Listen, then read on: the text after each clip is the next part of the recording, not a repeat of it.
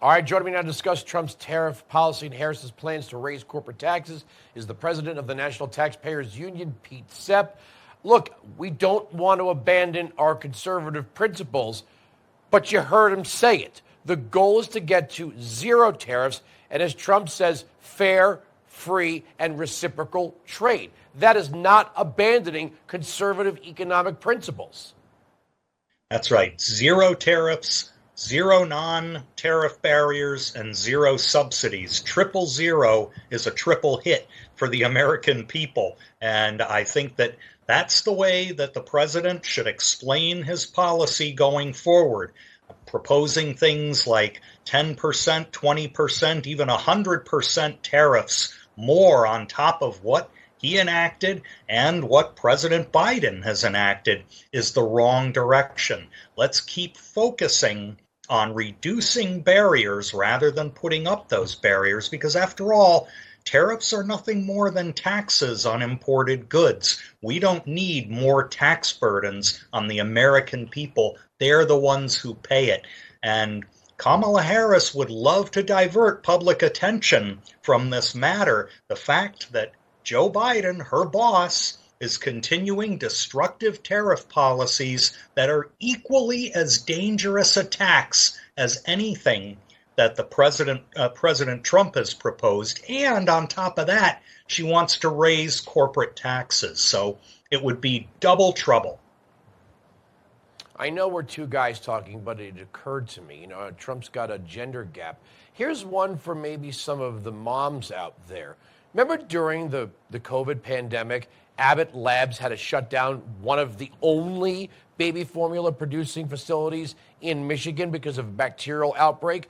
Well, European baby formula is held to a higher standard. They don't use corn syrup. But that non-tariff barrier is one of those things. Somehow, Abbott Labs got it into regulatory policy that you can't bring in baby formula from Europe.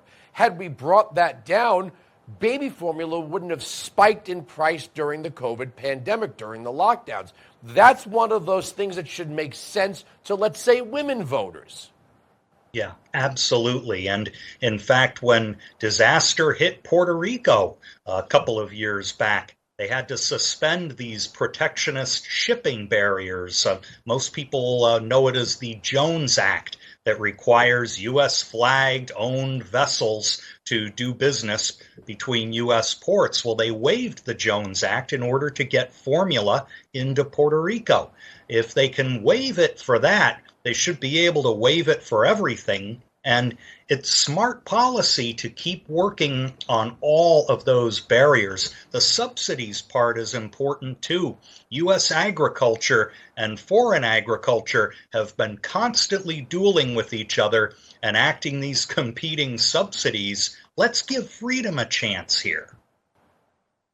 It's funny. Kamala Harris now says she thinks she's got a good line that Trump is creating a national sales tax, except it was Biden who put 100% tariff on Chinese automobiles, 25% on EV batteries, 25% on Chinese steel, 25% on aluminum. If it all constitutes a national sales tax, well, is she going to tell us she's repealing Biden's tariffs on China?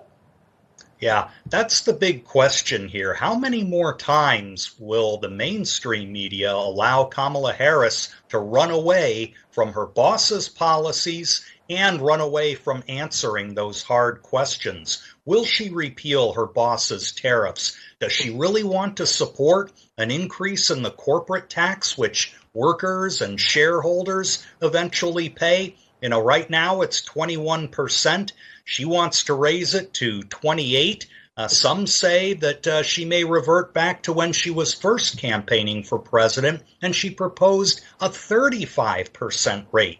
Those are the kinds of things that deprive American workers of their money that's sitting in their pockets.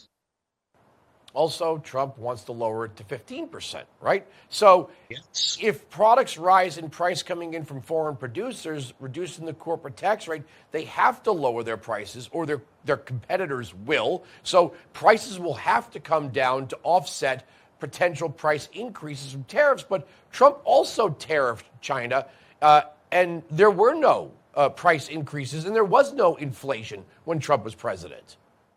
Yeah, and we have to remember the tax relief that was enacted in 2017 was key to keeping balance in fiscal policy, making sure that families weren't overly hurt by some of the tariffs that were subsequently enacted. We also have to remember this is a different world now, a world where the federal deficit is much larger than it was under Trump's first term, a world where interest payments on that debt, thanks to rising interest rates, now consume more money than national defense every year. We've got to keep all of those things in mind and recognize that this country does not have a revenue problem, it has a spending problem. Proof positive, Harris supports her boss's $4.4 trillion in proposed tax hikes. And even with all of that additional money, we would still face $17.1 trillion in deficits over a 10-year period. Those are some pretty big numbers. All right, Pete, thank you so much for joining us. We'll get you back and talk about the net worth tax next time. Absolutely.